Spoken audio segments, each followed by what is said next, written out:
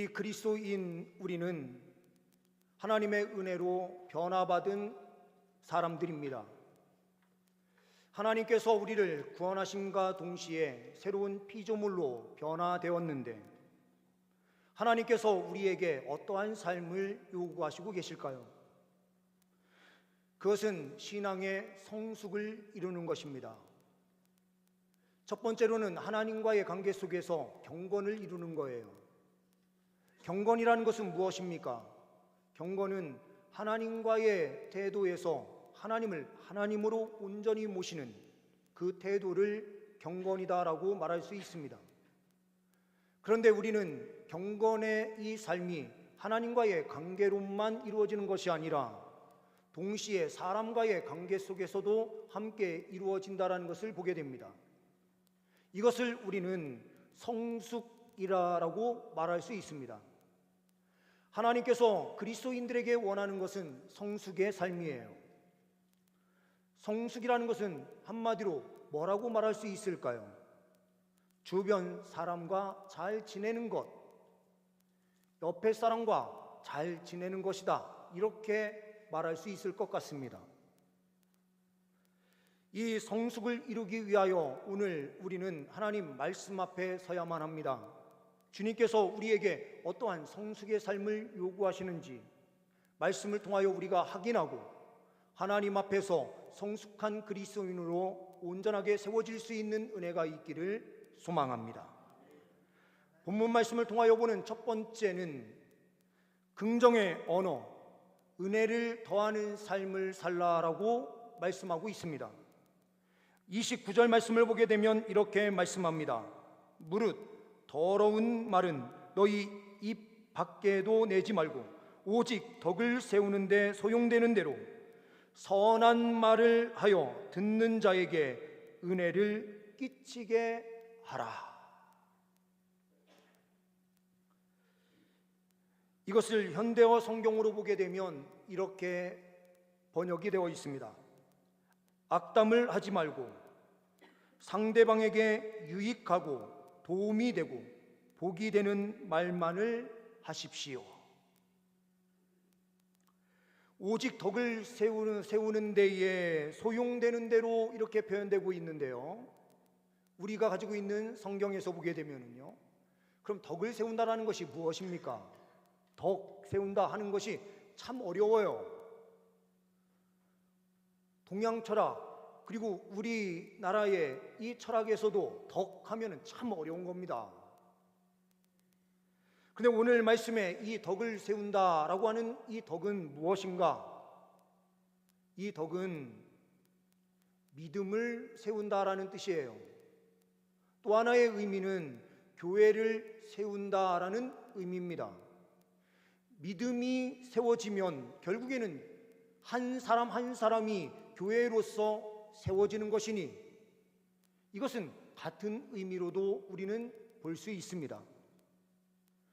덕을 세운다라고 하는 것은 결국에는 그리스도의 몸을 우리가 세우는 것입니다. 그리스도의 몸은 따로따로 노는 존재가 아니에요. 그리스도의 몸은 모두가 하나이듯이 우리가요 그 안에서 함께 세워져 가는 것입니다. 그런데 이 말에 가장 중요한 것은 무엇입니까? 우리의 말을 통하여 무엇을 하라고요? 은혜를 끼치라.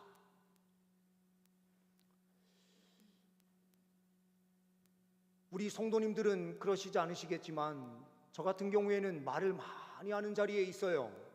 어느 자리에 가든지 말 많이 해야 돼요. 저 말 많이 하는 거 싫어하지만 어디든지 가면은 일단 말하는 자리에 서야 돼요. 그러다 보면 알게 모르게 상처 주는 말, 하지 말아야 될 말을 할 때가 너무 많아요. 은혜를 끼치는 사람으로 서 있어야 되는데 은혜를 끼치는 그 자리가 아니라 사람들에게 상처를 주는 그런 자리가 되는 일들이 얼마나 많은지 모릅니다.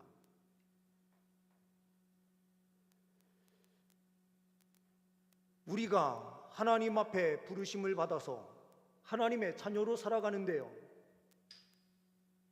우리를 통해서 늘 하나님의 은혜만이 끼쳐지고 넘어지고 쓰러진 자들이 일으켜 세워져야 되는데, 우리 그리스도인들을 통하여 넘어지는 심령들이 얼마나 많은지 몰라요. 담임 목사가 되면서 하나님 앞에 기도한 여러 가지 기도 제목 가운데 가장 큰 것은 하나님의 선한 도구로 사용해달라는 것이었습니다. 그러면서 이 선한 도구로 사용된다는 것은 결국에는 제가요, 우리 성도님들께 해를 끼치는, 담임 목사가 문제를 일으키면 그 공동체가요 심각한 영적인 문제가 생기거든요.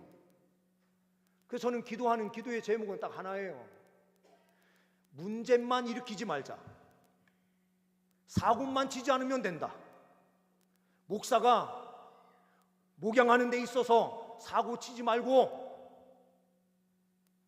할 본분 최선을 다하자, 이거예요. 참 기본적인데도 이게 참 쉽지 않은 것 같습니다. 혹시라도 저를 통해서 상처받으신 분들 계시면은 이 시간 다 용서하시고요, 하나님의 은혜가 우리 성도님들에게 온전히 미쳐질 수 있는 은혜가 있기를 소망합니다. 유명한 예화가 하나 있어요. 루즈벨트와 관련되어 있는 일인데요, 미국의 32대 대통령으로 세워졌었던 루즈벨트, 이 사람이 왕성하게 정치활동을 하고 있을 39세 때에 갑자기 소아마비가 시작이 됐습니다. 소아마비가 되면서 하반신이 움직여지지 않는 하반신 장애가 오기 시작했어요. 이때에 휠체어를 타고 아내와 함께 바깥으로 나아가서 산책을 할 때에 이 루즈벨트가 그의 아내인 엘리너 루즈벨트에게 이런 이야기를 했어요. 나는 이제 영원한 불구자인데 이런 나를 끝까지 사랑할 수 있겠소? 이 질문을 받은 그의 아내가 이렇게 답을 했다고 말합니다. 나는 지금까지 당신의 두 다리만을 사랑한 것이 아니라 나는 당신의 전부를 사랑했습니다. 그 두 다리는 당신의 일부분일 뿐입니다. 이 이야기는 두 다리가 이렇게 되었어도 나는 당신을 사랑하는 것은 변치 않는다, 이렇게 이야기를 한 거죠. 이 이야기를 듣고 루즈벨트는 힘을 얻어서요, 삶을 포기하지 않고 끝까지 자기 일을 감당하면서 나아갔을 때에 그 후 11년 후에 그가 50세가 되는 1932년에 미국의 대통령으로 당선되었습니다. 한 사람의 긍정적인 말 한마디가 사람을 일으켜 세우는 거예요. 우리는 어떠한 자리에 있습니까? 덕을 세우는, 믿음을 세워주는 자리에 있습니까? 정말 은혜를 끼치는 자리에 우리가 서 있는 것이 맞습니까? 주님께서는 우리에게 말씀하십니다. 성숙한 삶을 이루기 위하여 긍정의 언어를 사용해서 은혜를 더하는 삶을 살라. 이 삶이 우리 성도님들의 삶, 저의 삶이 될 수 있기를 간절히 소망합니다. 두 번째로는 거룩한 마음, 성령님과 동행하는 삶을 살라라고 말씀하세요.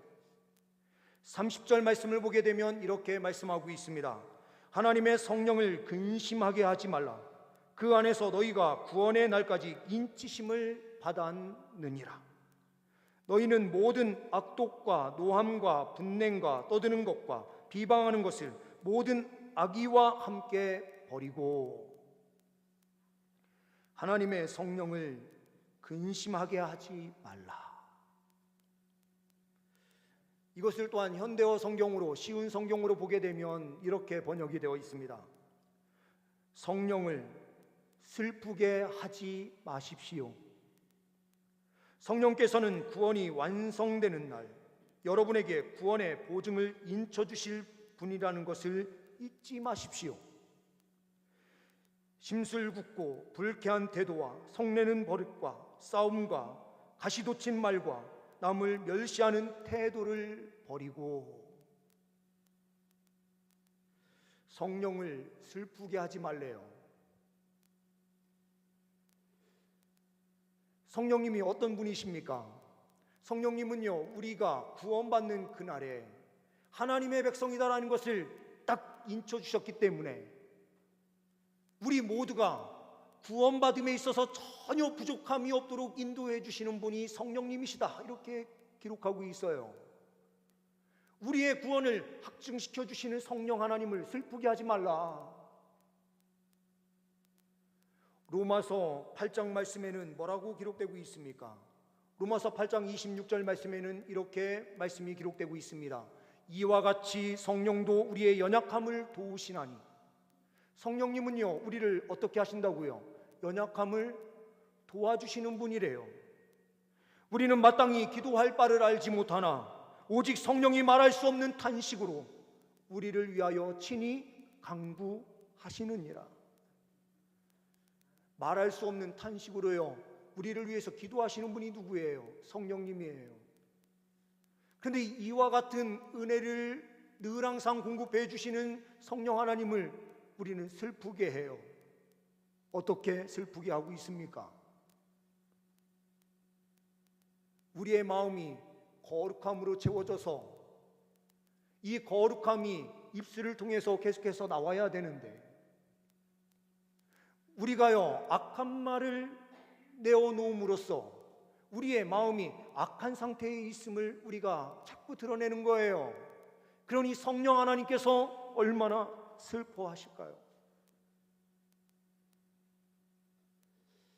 우리의 삶을 되돌아보면은요, 늘 성령 하나님을 슬프게 하는 자리에 있는 것 같아요.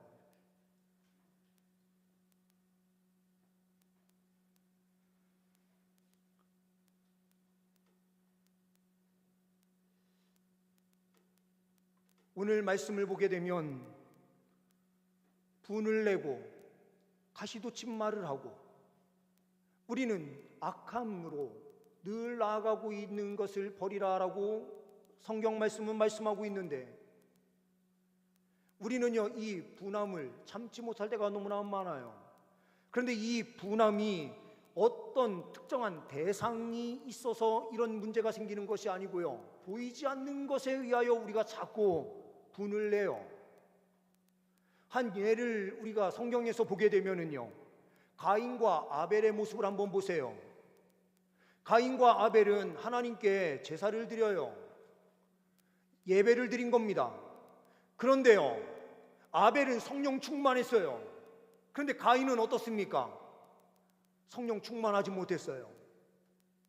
근데 이 원인이 히브리서 말씀을 보게 되면 믿음이 없이 하나님 앞에 예배를 드렸기 때문이다, 이렇게 해석이 되고 있는데요, 가인은 자기에게 아벨이 어떤 해를 끼친 것이 없어요. 다만 자기의 예배가 실패했기 때문에 오는 그 분노를 누구에게 표출합니까? 성령 충만한 그 아벨을 향해서 돌을 던지는 거예요. 자기를 해롭게 한 것도 없어요. 그런데 그의 분노는 누구를 향합니까? 성령 충만한 예배의 성공자인 그를 향하여 돌을 던지는 모습으로 나아가는 것이 바로 가인의 모습이에요. 근데 이 모습이 우리의 모습과 딱 닮아 있어요. 영적으로 뭔가 우리가 잘 안 된다고 생각할 때에 성령이 우리와 함께 하셔서 우리를 늘 새롭게 하시고 계심에도 불구하고 우리가요, 믿음 없이 나오고 믿음 없이 행동하는 그 자리에서 우리는 분노를 표출하는 것입니다. 주님께서는 우리의 연약함을 위해서 늘 기도하시고 계세요. 우리의 구원을 완성시키시기 위하여 끊임없이 우리의 그 구원을 위해서 탄식하시면서 기도하시고 계세요. 그러니 우리는요, 우리 마음 안에 있는 악의를 다 버리고 하나님께서 원하시는 선한 말로 은혜를 끼치는 자리에 우리가 늘 항상 서 있어서 성령 하나님께서 기뻐하시는 가운데 우리가 더 아름다운 성숙을 이룰 수 있는 은혜가 있기를 소망합니다. 세 번째로는 사랑의 실천, 용서와 화해를 이루는 삶입니다. 32절 말씀을 보게 되면 서로 친절하게 하며 불쌍히 여기며 서로 용서하기를, 하나님이 그리스도 안에서 너희를 용서하심과 같이 하라.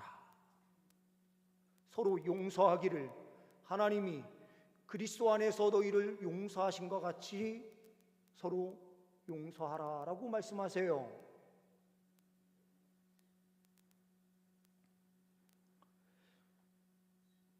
한 어머니가요, 아들을 잃었어요. 이 아들이 길에서 불량배를 만나서 맞았는데 그 아이가 숨을 거둔 거예요. 이 어머니는요, 아들을 생각하면서 그 분노가 가슴에 차는 거예요. 아들을 죽인 그 범인을 가만히 두고 싶지 않은 거예요. 이 분노가 가슴에서 끓어오르기 시작하니 잠을 잘 수가 없어요. 아무것도 제대로 되는 게 없어요. 점점 이 사람의 마음은요, 더 어두워져요. 그래서 상담을 받으러 갔습니다. 상담을 받으러 가서 의사 선생님과 이야기를 하는데 크게 호전되는 게 없어요. 그래서 이분이 목사님을 찾아갔습니다. 그랬더니 목사님께서 이렇게 말씀하시는 거예요. 기도하시라. 어느 때는 기도하세요 그러면 참 기분 나빠요. 기도한다고 마음이 뭔가 해소되는 것 같지 않을 때가 있죠. 아니, 기도한다고 모든 문제가 다 해결됩니까? 라고 말씀하시는 분들 계시죠. 그런데 이분이요,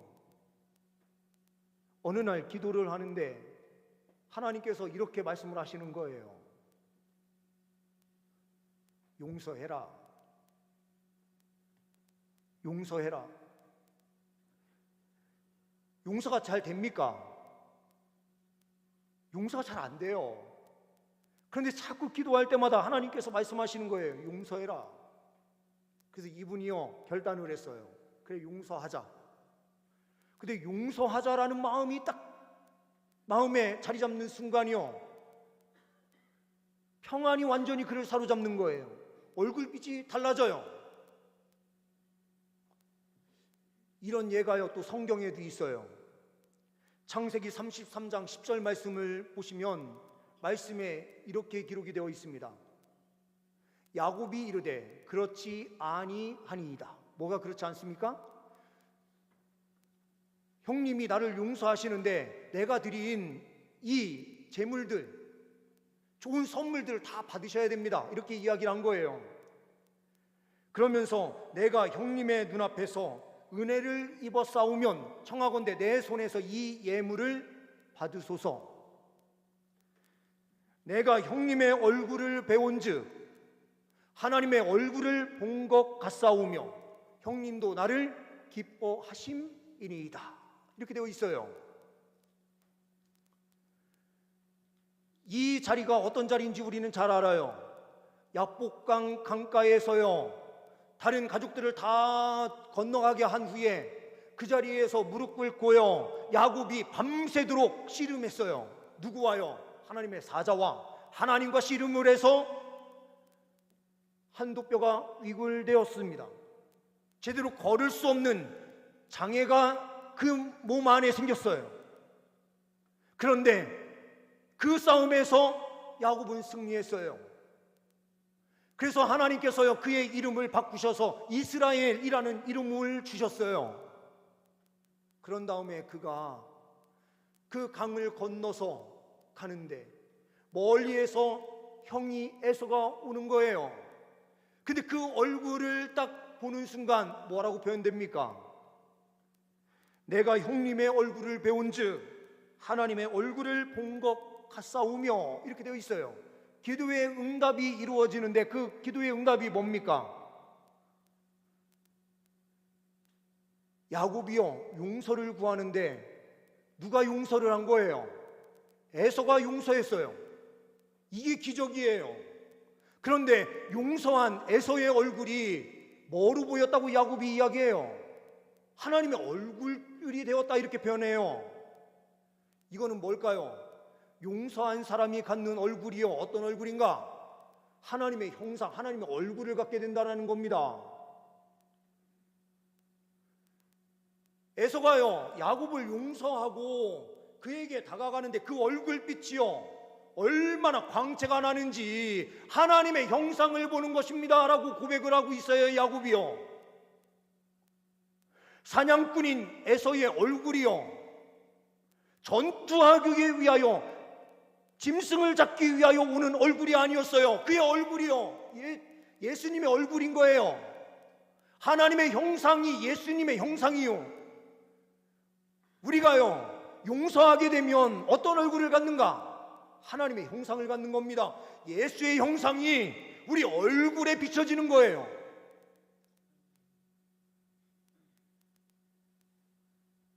이런 놀라운 일이 어디 있습니까? 에서는요 한 족속을 이끄는, 에돔 족속을 이끄는 싸움의 장수였어요.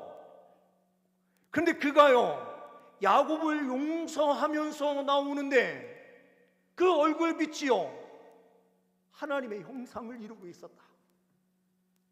그러면 야곱이 복받은 거예요? 에서가 복받은 거예요? 둘 다 복을 받은 건 맞지만 누가 더 큰 은혜를 누린 겁니까? 에서가요 용서하는 순간 놀라운 영광을 덧입은 것입니다. 하나님의 그 영광스러움이 더 영광스러운 이유는요 예수 그리스도를 통해서 우리를 늘 항상 용서하시기 때문에 하나님의 그 영광이 더 찬란하고 더 아름다운 영광이다 우리는 말할 수 있어요. 주님을 배울 때마다요 우리를 용서하시는 예수 그리스도의 은혜와 하나님의 그 큰 사랑이 우리를 사로잡아요. 우리가 예수 그리스도를 통하여 얻은 이 놀라운 은혜를요 세상 사람들에게 용서하면서 달려갈 때에 세상 사람들은 누구를 보는 거예요? 우리를 통하여 하나님을 보고 예수님의 형상을 보는 거예요. 근데 이 세상이 왜 점점 악으로 달려갑니까? 그리스도인들이 이 세상 사람들을 용서하지 못하기 때문이에요. 그리스도인들이요 마음이 꽉 닫혀서 집안에서도 용서를 하지 못하기 때문에 그런 거예요. 설 명절에요 우리가 진짜 성숙을 이뤄야 되는 자리가 어디일까요? 가족과 함께 할 때입니다.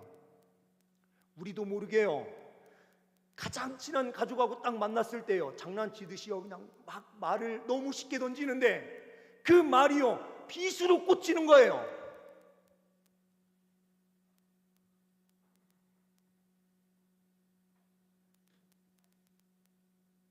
너무 친해서 쉽게 말을 던지는데 너는 왜 아직 시집도 못 가고 그러고 있냐? 너는 뭐 공부를 왜 그 모양으로 하냐? 우리 집안에 그런 머리 없는데, 이런 말을 툭툭 던지는 그것이 어느 때는 너무나 편해서 쉽게 던지는 말인데 이게요 하나님의 형상을 가리게 돼요. 그래서 믿지 않는 우리의 가족들이 주님께로 돌아오는 일에 걸림돌이 돼요. 우리가요 가족들 안에서부터 말조심을 하는 게 참 중요한데 이게 안 돼요.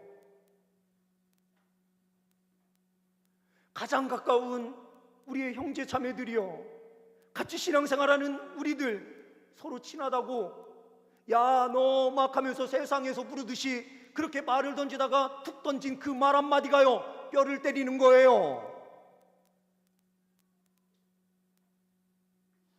주님께서는요 주의 백성들에게 뭘 요구하십니까? 성숙한 신앙을 이루라. 용서와 말을 할 때에는 긍정적인 말만, 그래서 사람을 세우는, 덕을 끼치는, 은혜를 끼치는 삶을 살라.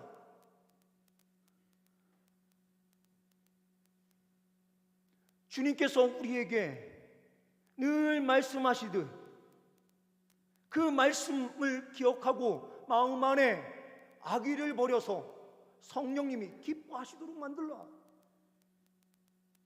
사랑의 실천을 이루어서 우리의 모습을 통하여 하나님의 형상, 예수 그리스도의 형상을 주변에 있는 사람들이 보게 하라라고 우리에게 명령하시고 계시는 거예요. 저도 이런 측면에서 너무나 부족한 목회자예요. 우리가요 하나님 앞에 이 자리에서 다시 회개하고 주변에 있는 우리의 가족, 우리의 사람들, 그 관계를 용서와 자비로 긍휼을 베푸는 길로 나아가면서 그들을 주님께로 인도하고 우리를 통하여 하나님의 형상을 보게 하는 놀라운 역사가 설 명절 주간에 우리의 삶에 펼쳐질 수 있기를 소망합니다. 기도하십니다. 하나님 아버지, 우리의 죄를 용서하여 주옵소서. 주님, 설 명절 우리의 만남을 통하여 하나님의 형상, 예수 그리스도의 형상만이 선포되어 많은 영혼들 살리게 하시고 긍정적인 말로 우리의 가족들을 힘있게 세우는 그리스도인 되게 하옵소서. 우리 주 예수 그리스도의 이름으로 기도하옵나이다. 아멘.